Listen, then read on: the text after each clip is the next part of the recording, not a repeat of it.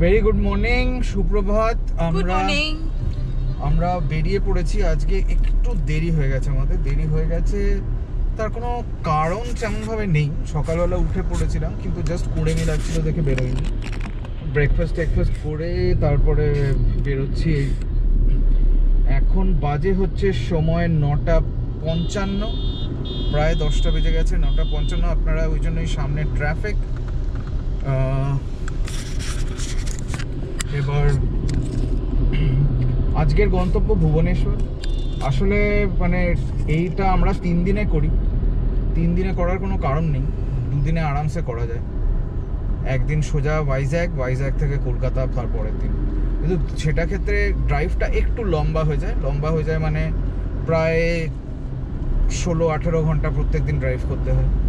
তো সেটা আমি করতে চাই না। প্রথম কথা, আমাদের হাইওয়েগুলোর অবস্থা এত ভালো, মানে কোয়ালিটি এত ভালো হলেও ট্রাফিকের অবস্থা এতই ভালো যে একটু রিস্কি হয়ে যায় রাত্রিবেলা গাড়ি চালানো। সেই জন্য আমি রাত্রিবেলা চালাই না, সন্ধে হয়ে গেলে কোনো না কোনো হোটেলে থেকে যাই। তো সেইটার জন্যই আমার ওটাই 3 দিন লাগে, আরামসে হেসে খেলে যাই। অনেক বেশি করা যায়, করি না। আর দ্বিতীয় ব্যাপার হচ্ছে যে 2 জন ড্রাইভ করার থাকে, তাহলে তো টানা ড্রাইভ করলে 36 ঘন্টায় পৌঁছে যাওয়া যায় আরামসে। তাড়াহুড়ো না করলেও সেটা 36 ঘন্টায় পৌঁছে দেওয়া যাবে। কিন্তু যেহেতু আমি একা ড্রাইভ করি, আমি সেই কাজটা করি না।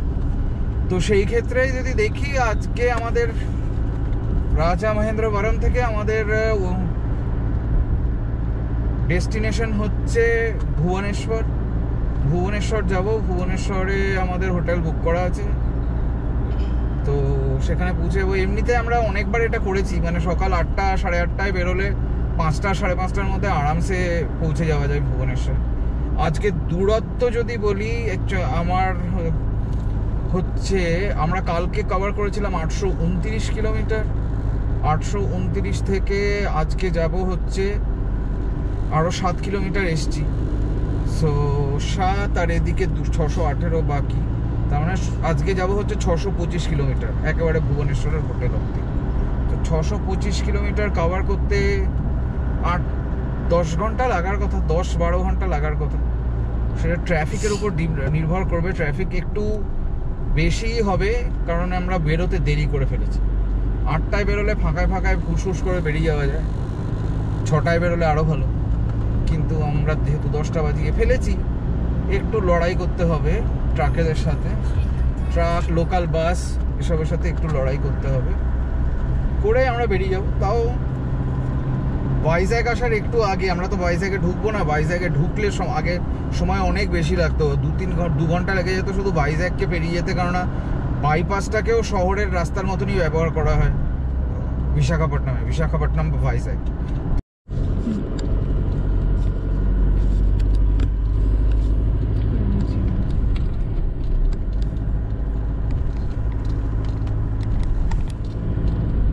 যেই জন্য আবার আপনাদের সাথে কথা বলছি একটুখানি। কিছু খুব সুন্দর জায়গা কিছু নেই, একটা অদ্ভুত জিনিস আপনারা দেখতে পাচ্ছেন কি না জানি না। ঠিক সামনে একটা বিশাল হনুমানজির মূর্তি আছে, বজরংবলীর মূর্তি। দেখুন, প্রায় 30-40 ফিটের হবে। তো এরকম অন্ধ্রপ্রদেশ দিয়ে যাওয়ার সময় আপনারা বহু জায়গা দেখতে পাবেন, রাস্তার পাশে মন্দির আর বিরাট মূর্তি, বিশাল স্পেশালি বজরংবলীর মূর্তি প্রচুর আছে এরকম। এটা যদিও সাদা, আবার রং করাও হয়। একটা স্বামী বিবেকানন্দর মূর্তি আছে, সেটা ঠিক জায়গাটা আমার এখন মনে পড়ছে না। সেটা সম্ভবত হায়দ্রাবাদ আর ব্যাঙ্গালোরের মাঝখানে একটা বিশাল স্বামী বিবেকানন্দর মূর্তি আছে। যাই হোক, সেটাই দেখানোর জন্য যে এটা একটা অন্ধ্রপ্রদেশ তেলেঙ্গানার একটা অদ্ভুত।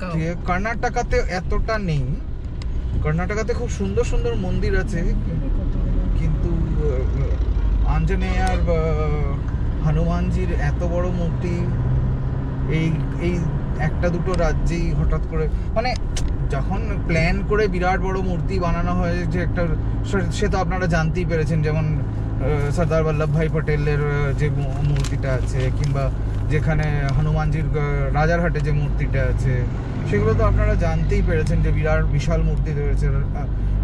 শ্রীরামের যে মূর্তি তৈরি হচ্ছে উত্তরপ্রদেশে, যেটা ওয়ার্ল্ডের হাইয়েস্ট স্ট্যাচু হবে, তো সেগুলো তো আপনারা জানেনই, কিন্তু সেগুলোর কথা বলছি না। কিন্তু এমনি সাধারণ ছোট ছোট গ্রামের মধ্যে বিশাল একটা বেশ 20 ফুট 30 ফুটের মূর্তি এরকম অন্ধ্রপ্রদেশে প্রচুর কমনলি দেখা যায়, অন্ধ্রপ্রদেশের তেলেঙ্গানা। সেটাই দেখানোর জন্য একবার ভাবলাম আপনাদের সাথে কথা বলি। বিবেকানন্দ দেখা যাবে কিনা জানি না। ওই একটু আগে বিবেকানন্দ স্ট্যাচুর কথা বলছিল, ওই দেখুন বিবেকানন্দের একটা বিশাল বড় স্ট্যাচু, একটা টিলার ওপরে, বিবেকানন্দ তো আমার বন্ধু নয়, স্বামী বিবেকানন্দের একটা বিশাল স্ট্যাচু। এরকম কিন্তু অন্ধ্রপ্রদেশ তেলেঙ্গানায় অনেক জায়গায় দেখতে পাবেন স্বামী বিবেকানন্দের স্ট্যাচু। ওরা চেষ্টা করে ওনাকে ফলো করতে। ইনফ্যাক্ট ব্যাঙ্গালোরে ইন্দিরানগরের ওখানে তো একটা রাস্তাই আছে যার নাম স্বামী বিবেকানন্দ মার্গ, ওখানে মেট্রো স্টেশনটারও নাম স্বামী বিবেকানন্দ মেট্রো স্টেশন। সে অনেক শহরেই স্বামী বিবেকানন্দ মার্গ কিংবা স্বামী বিবেকানন্দ রোড আছে, তার মানে যে তারা স্বামী বিবেকানন্দকে ফলো করে এরকম কোনো ব্যাপার নেই। স্বামী বিবেকানন্দ এত বড় একজন ব্যক্তিত্ব, এত বড় একজন মানুষ, তাকে নানা জাতের নানা দেশের নানা লোকে তাকে এমনিই ফলো করে। তার জন্য মানে যখন আলাদা করে দক্ষিণ ভারত কি উত্তর ভারত এরকমভাবে ভাবার কোনো দরকারই নেই। তো আমরা 95 কিলোমিটার মতো এসছি, 100 এখনো হয়নি।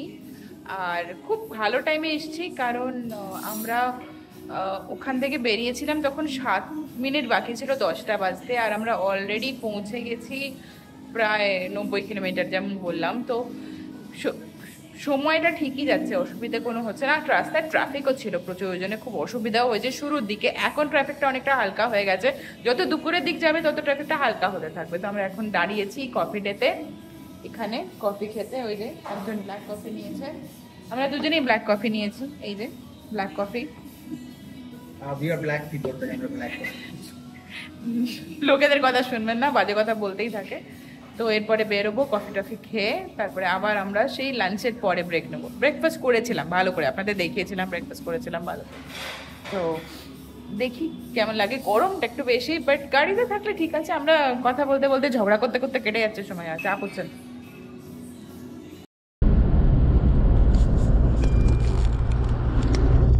বেরিয়ে পড়লাম আমরা কফি খেয়ে, আবার যাচ্ছি towards Vizag again, another 100 kilometre, আরও 100 কিলোমিটার যেতে হবে প্রায়। রাজামুন্দ্রি থেকে ভাইজ্যাগ, এক্স্যাক্টলি আমাদের হোটেল থেকে ভাইজ্যাগ অবধি এক্স্যাক্টলি 190 কিলোমিটার। তারপরে আরও 400 কিলোমিটার যেতে হবে কম বেশি ভুবনেশ্বর পৌঁছানোর জন্য। তো বেশ ছোট একটা ব্রেক নিয়ে নিলাম কফি ডেতে। হঠাৎ করে চোখে পড়লো কফি ডেটা, না হলে মিস করে যেতাম। তো এবার যাব আবার রাস্তায়, দেখি কীরকম ট্রাফিক থাকে, সেটা একটা চিন্তার ব্যাপার, কারণ আজকে শুক্রবার, তাও বা দিনের বেলা। আশা করি দুপুর যত হবে তত ট্রাফিকটা কমে যাবে, তাও বোঝা যায় না।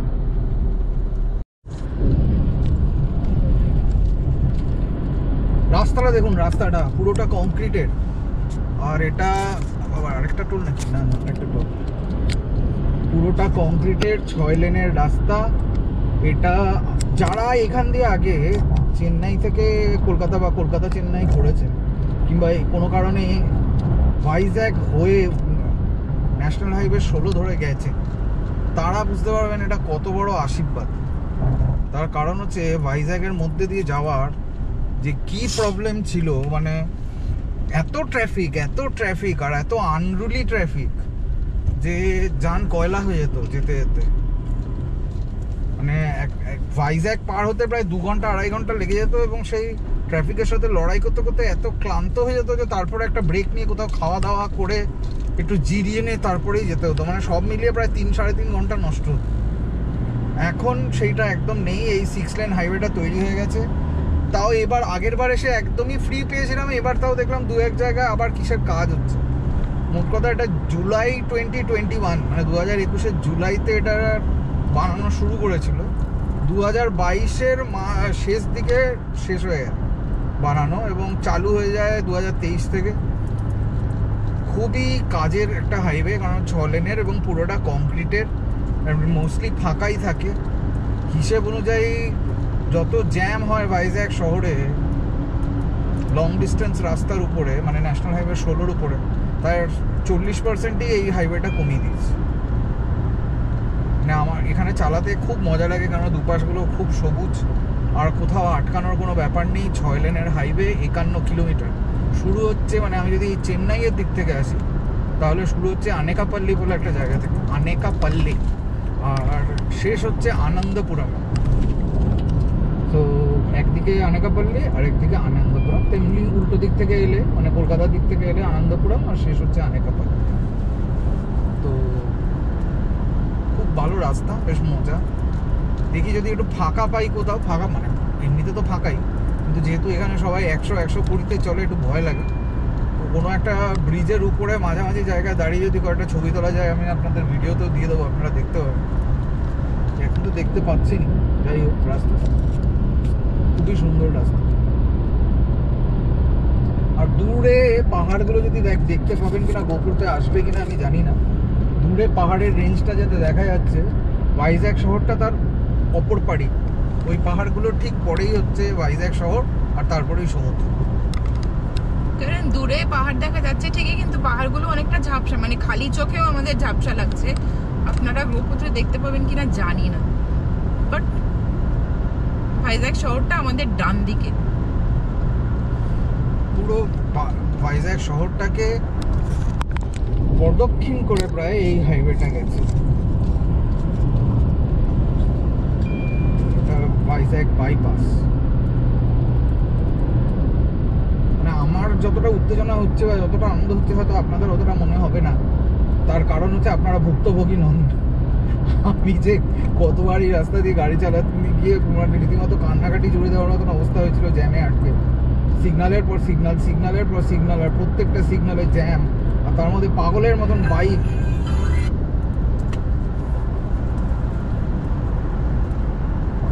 আর পাগলের মতন তার মধ্যে দিয়ে বাইক যাচ্ছে, মানে কিভাবে যাব, ইঞ্চি ইঞ্চি করে বেরোনো, পুরো একটা শহরের এপাশ থেকে ওপাশ যাওয়া, এইভাবে খুবই বিরক্তিকর ব্যাপার।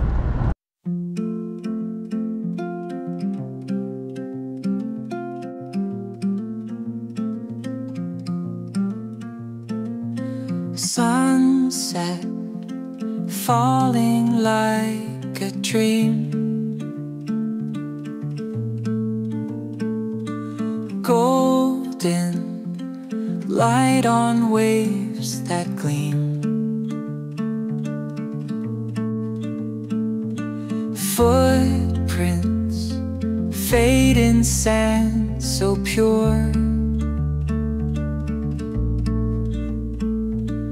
hearts that wander always cure, whispers of the ocean breeze, softly swaying coconut trees, colors blend in skies so wide, in this moment worlds collide.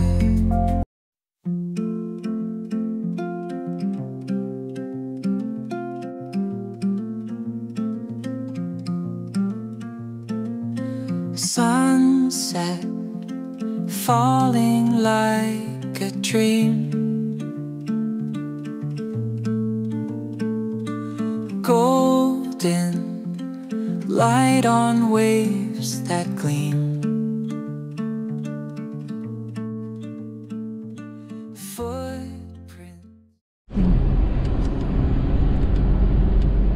8:09 বাজে বেরিয়ে গেছি হোটেল থেকে, ইনফ্যাক্ট কিলোমিটার 2 চলেও এসেছি।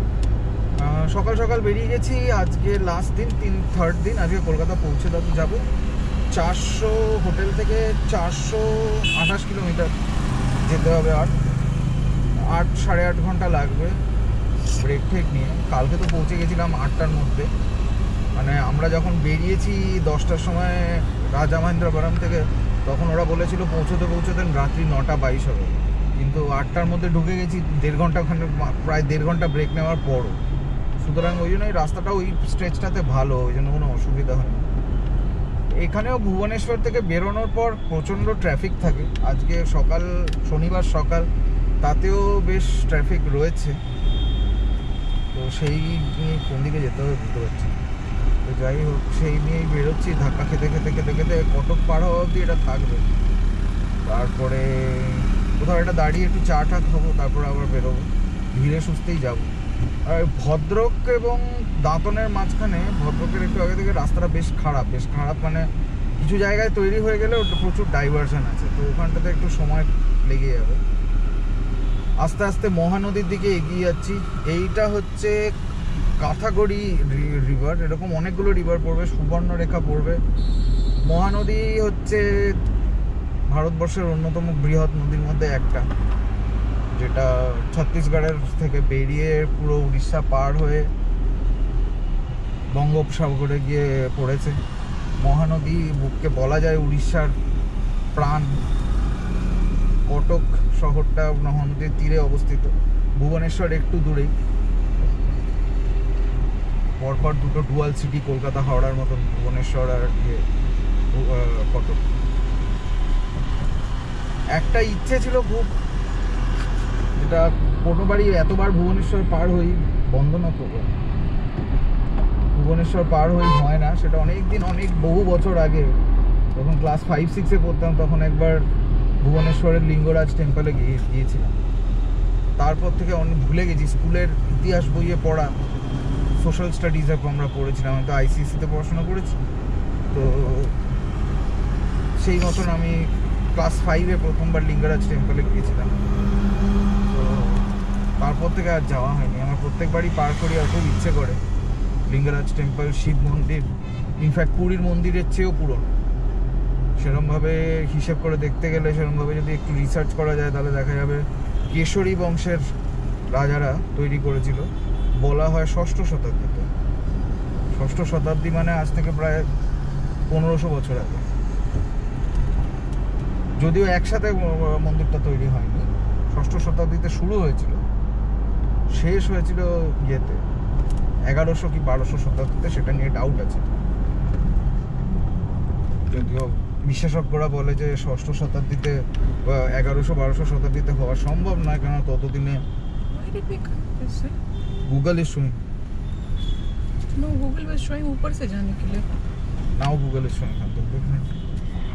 1100-1200 শতাব্দীতে ইয়ে করে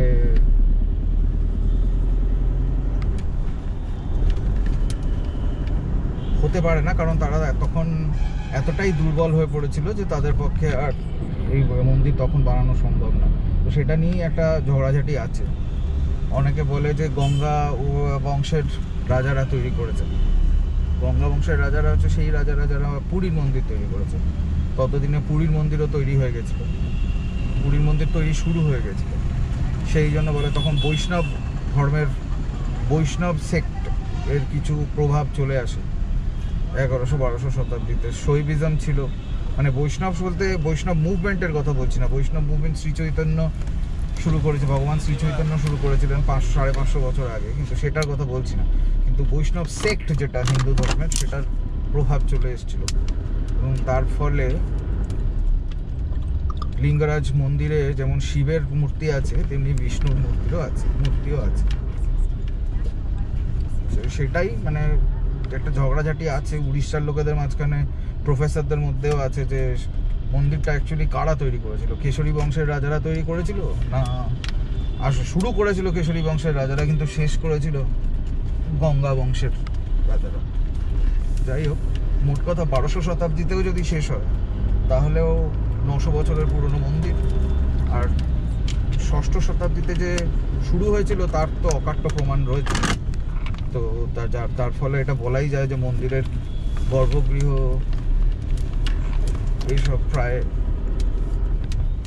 1500 বছরের পুরনো। খুবই সুন্দর মন্দির, খুবই সুন্দর কারুকার্য। এসে গেছি বৈতরণী নদী, এটা 3 নম্বর নদী। মহানদী পার হয়েছিলাম, তারপরে মহানদীর বাচ্চা কাচ্চা মহানদীর ব্রাহ্মণী পার হলাম, এখন পার হচ্ছি বৈতরণী নদী। আর এখান থেকে আপনাদের দেখাতে পাচ্ছি না বৈতরণী নদী, তার কারণ হচ্ছে দেওয়ালটা খুব উঁচু। যাই হোক, মোট কথা এটা 3 নম্বর নদী, বৈতরণী নদী। এগুলো সবই ওই ছত্তিশগড়ের দিক থেকে কিংবা সম্বলপুর, রাউরকেলা ওসবের দিক থেকে আসছে, উড়িষ্যার পশ্চিম দিক থেকে কিংবা ছত্তিশগড় থেকে আসছে এবং এসে বঙ্গোপসাগরে শেষ হচ্ছে।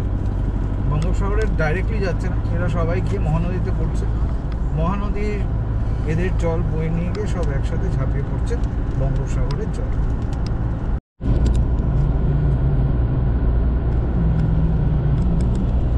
ডান দিকে ভদ্রক শহর, বালাসোর সোজা, কলকাতাও সোজা। আমার খুব অবাক লাগছে এটা দেখে যে এখন বাইরে 25 ডিগ্রি টেম্পারেচার, এদিকে ঠান্ডা নেই খুব একটা। কলকাতায় কিরকম ঠান্ডা এখন জানি না, তবে শুনলাম খুব বেশি ঠান্ডা নেই কলকাতাতেও।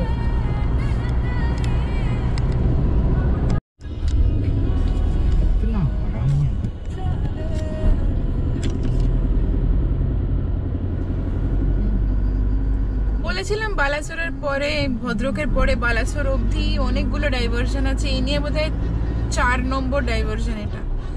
আর খুব বাজে ভাবে আসছে সাইড দিয়ে গাড়িগুলো। এই বাসটা এক্ষুনি আমাদের ডান দিক দিয়ে এইটুকু লেনের মধ্যে, ওদিক থেকে গাড়ি আসছে, ট্রাক আসছে, সেভাবে ওভারটেক করলো। তো খুব অসুবিধা হয় এই জায়গাটাতে গাড়ি চালাতে। ওই জন্যই 600 কিলোমিটার যেতেও 7 ঘন্টা 8 ঘন্টা লাগে। 449 কিলোমিটার, সরি 449 কিলোমিটার যেতেও 8 ঘন্টা বলছিল, তো 8-8.5 ঘন্টা, যেটা হওয়ার কথা না।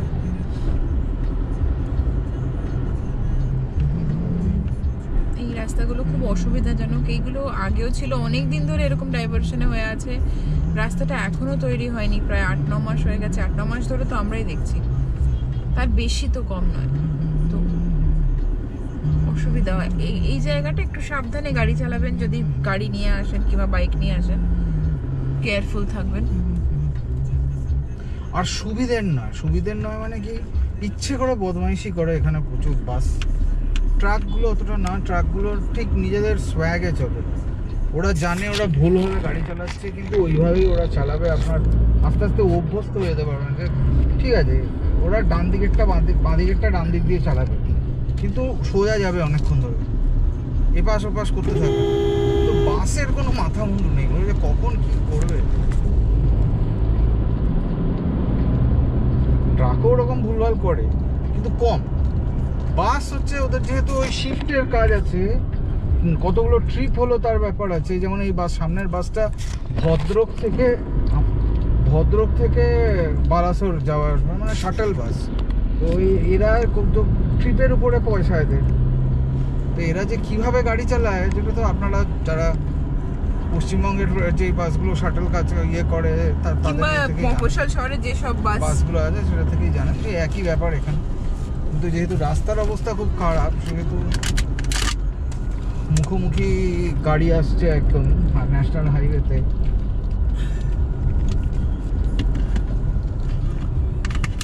সাবধানে গাড়ি চালাতে হবে। তো এই জায়গাটা একটু সাবধানে গাড়ি চালাবেন।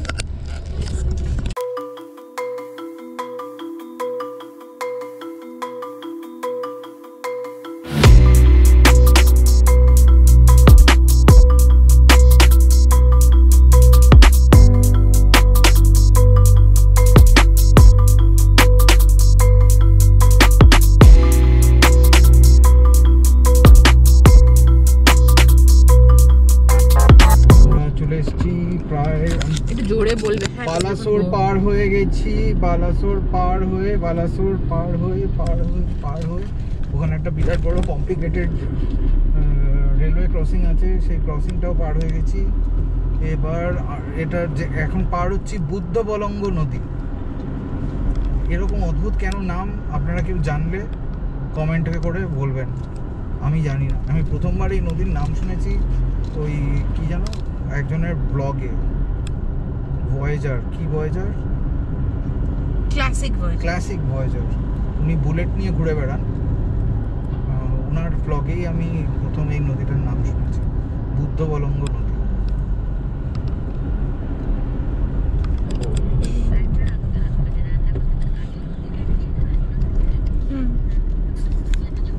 এক সেকেন্ড দাঁড়া, তো একটা অদ্ভুত জিনিস দেখলেন বাঁদিকে, দাঁড়ান আবার একটু এগিয়ে এলে আপনারা দেখতে পাবেন। এক সেকেন্ড ধর, বাইকের উপর বাইক তুলে নিয়ে যাচ্ছে। এই দেখুন, এ এক অদ্ভুত জিনিস, এই ভারতবর্ষ ছাড়া আর কোথাও দেখা যাবে না।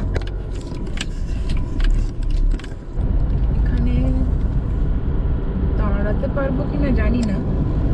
এইটাই সামনে সুবর্ণরেখা ব্রিজ দেখতে পাচ্ছেন আপনি। সুবর্ণরেখার উপর ব্রিজ। সুবর্ণরেখা সেই নদী যেটা ঝাড়খণ্ড থেকে, বাবা অনেক জল রয়েছে, অনেক জল রয়েছে, খুব মানে অবাক করা ঝাড়খণ্ড ব্যাপার। থেকে শুরু হয়েছে।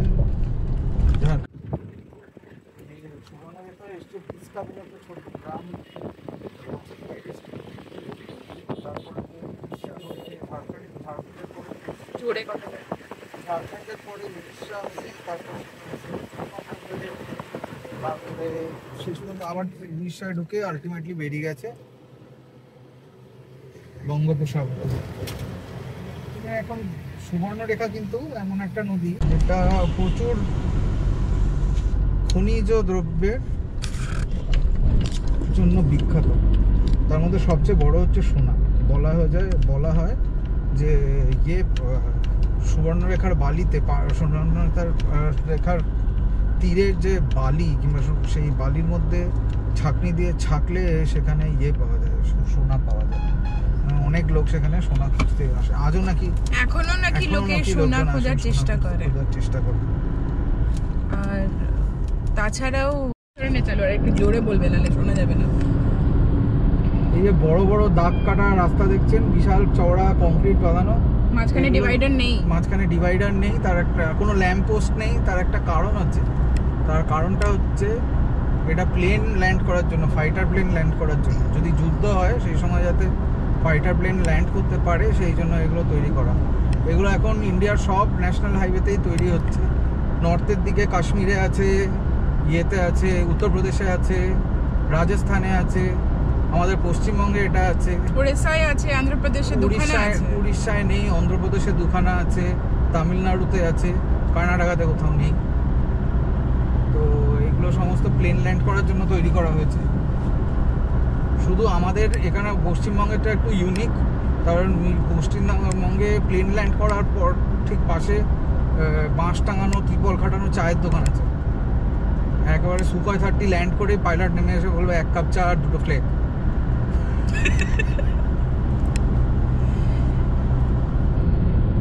যাই হোক, অনেকক্ষণ আগে দাঁতন পেরিয়ে ওয়েস্ট বেঙ্গলে ঢুকে গেছি।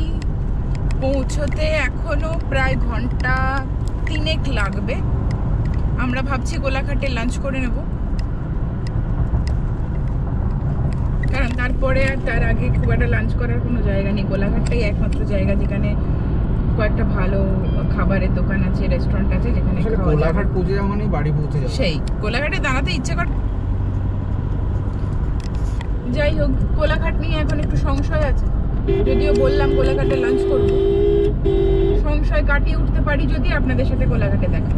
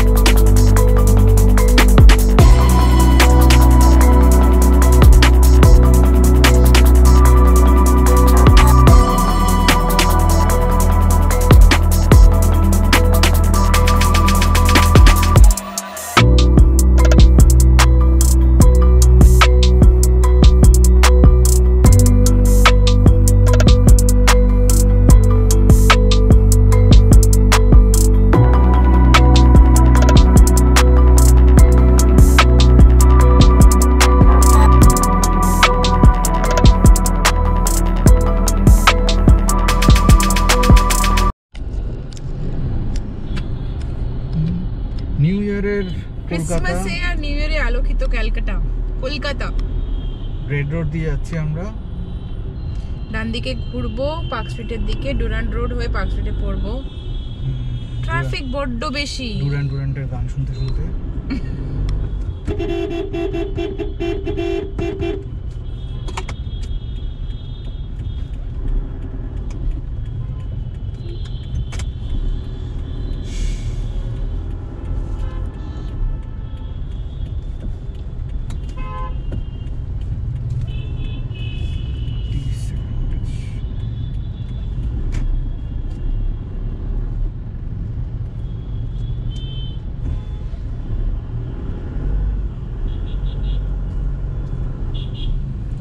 এটা সবার পক্ষে খুবই সুন্দর। কলকাতার এই জায়গাটা ক্রিসমাসের সময় সত্যিই খুব সুন্দর।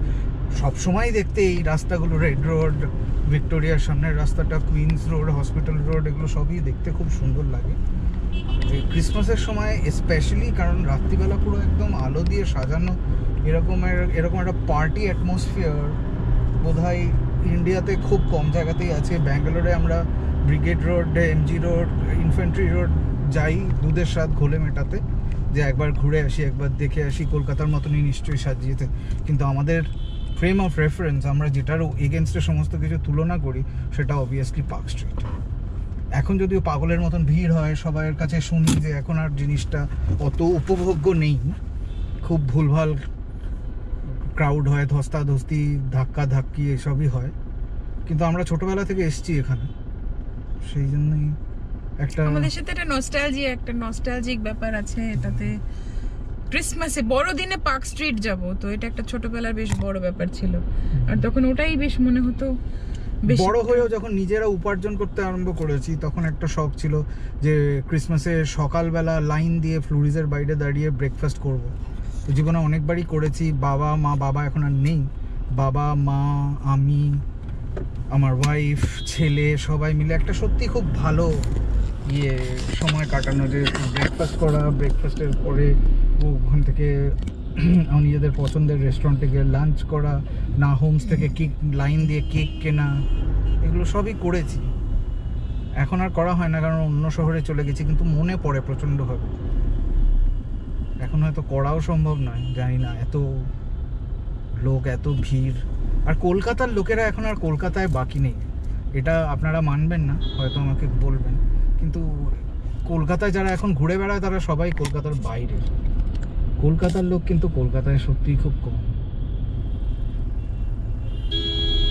আমি যখন 2015 সাল অবধি কলকাতায় ছিলাম, মানে আমি 1998-তে বাইরে চলে গেছিলাম, তারপর ফিরে আসি 2008-এ। 2008 থেকে আমি আবার 2015 অবধি কলকাতায় ছিলাম।